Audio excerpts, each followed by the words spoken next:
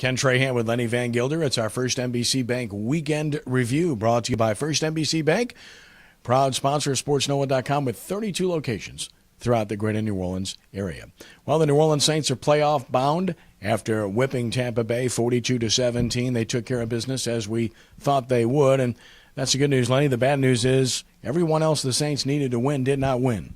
Yeah, it could have been very easy for Atlanta to have the Saints having the week off right now.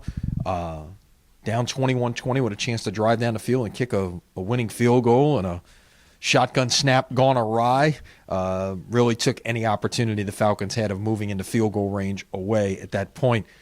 But you know what it comes down to is this. You had a chance to be in control of your destiny for all of these things, and let that get away. So depending on other people having to do things, whether it was Atlanta doing something either last Monday or on Sunday, whether it was Arizona winning to give you the 5 seed, whether it was Dallas winning on Sunday night to give you a game in a little bit better conditions this week, you like I said, you made your bed. Now you have to sleep in it, and the Saints will be a 6 seed and have to go on the road 3 consecutive weeks if they are to get to the Super Bowl. Yep, so many things happen. I mean, even after Carolina won its game, the Saints had a chance to get a better setup later on in the day, but Arizona could not defeat San Francisco, even though they had a real chance in that football game as well. So it's on to Philadelphia to take on a team that has a pretty good offense. They run the ball well, and in cold weather, that's a pretty good thing to do. Chip Kelly, fast break offense. We'll see. The Saints certainly have the ability to move the ball, but again, how much will they be impacted by the elements in this game? Well, the good news, at least in terms of an early forecast, is I don't think we're talking about precipitation. There's a chance of snow on Friday. Saturday's high 29. It'll be chilly, but it should be dry, and should be a dry track as well as a result of that, which will be interesting to see just how the Saints deal with that. They have won in cold weather before. We've seen them win in Cincinnati and win in Washington late in the year. It's not something that they cannot do, but obviously the big number that hangs out there, or 2 big numbers, is one, the Saints went 3-5 on the road this year, and then historically the Saints have never won a playoff game in an opposing team's stadium. Yep, but would have been a lot easier at Dallas, I can assure you, but this will be one of those toss-up type of games. And the winner, well, if you're the Saints, you'll go on to Seattle and see those guys again. But at least they're in the tournament, and you go from 7 to 11 wins, and you're in the playoffs, and obviously that's a quantum leap forward, so we'll see how they're able to handle the situation. The New Orleans Pelicans are back in action tonight against a really good Portland Trail Blazers team who's coming off of a very tough loss to the Miami Heat, but the Blazers have been terrific. They're one of the best teams in the league, unquestionably.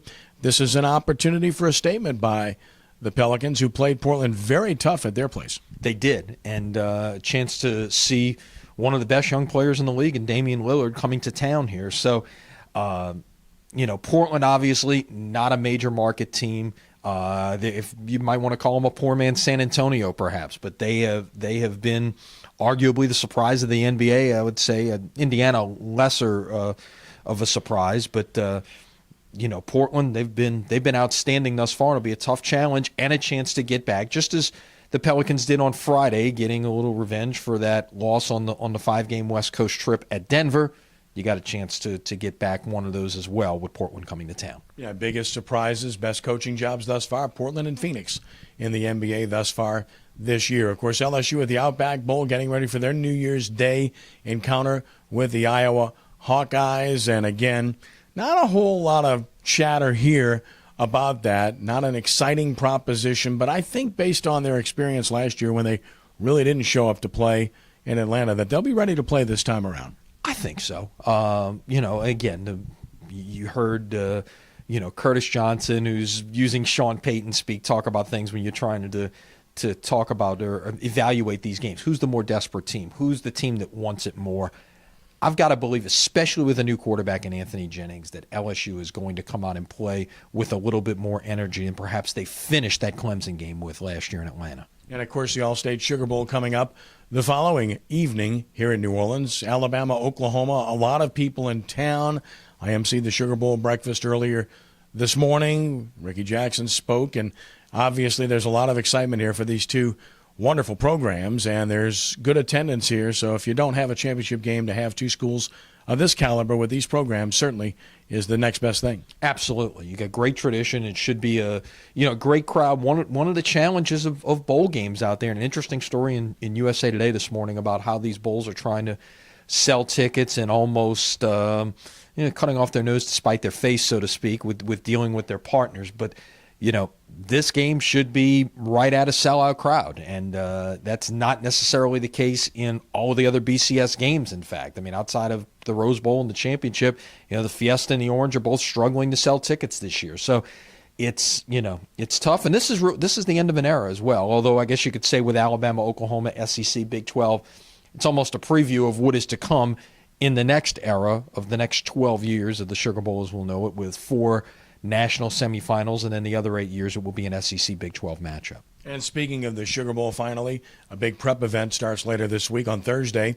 Running through Saturday, it's the 4th annual Allstate Sugar Bowl National Prep Classic Basketball Challenge. You have 14 boys teams, 14 girls teams, some invaders from out of state, top teams from around Louisiana, which the Sugar Bowl sponsors. This is at the Hilario Center, of course, sportsnoah.com, a sponsor of this event, and obviously this is a really good high school basketball tournament. Yeah, you're going to see some great basketball, some of the best players in the New Orleans area and from outside the area as well. You'll see some outstanding talent. We've had a chance to see some of it over the last 3 years. Some of these guys coming in who are high-profile recruits. Stevie Clark from Douglas in Oklahoma City is now a starting guard at Oklahoma State. So you get to see some of this talent on the basketball, on the hardwood, before they become college and maybe even NBA players after that.